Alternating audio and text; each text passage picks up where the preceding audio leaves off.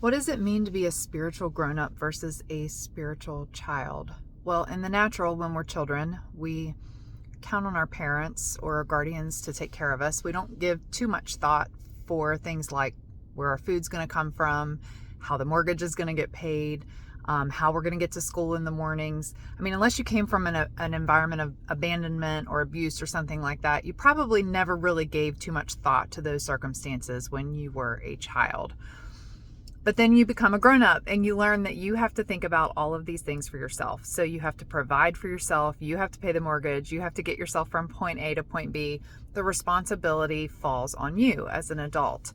And I think that in the spiritual realm, we take dependence upon God sometimes, that principle of being totally and utterly dependent upon God, to allow us to stay in a spiritual infancy for far too long. And for some people, permanently. What I mean is Ephesians 4:15 says that we are to grow up into all things, into the head, Christ Jesus. And so there's a point at which in our spiritual journey that we should grow up and we should come into an awareness that some things do fall on us. Some things do fall on our actions and our participation in the kingdom.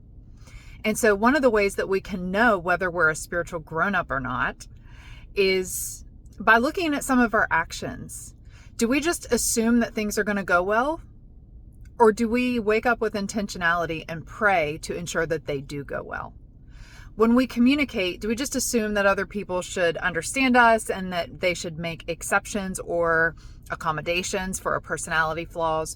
Or do we look inward and take the log out of our own eye and say, you know what, my behavior in this circumstance was out of line, or my communication was harsh. I need to apologize and humble myself to this other person and ask for forgiveness.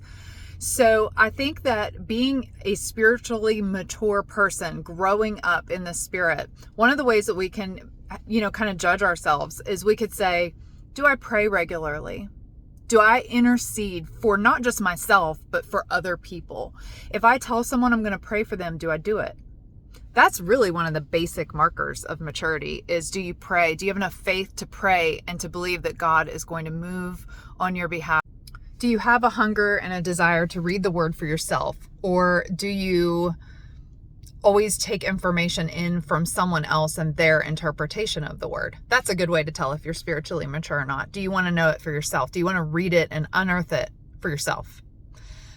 And then I think lastly, it's just our attitude of humility towards others, not just assuming that we're always right and our way is always the best way. That's probably a really good third marker of spiritual maturity.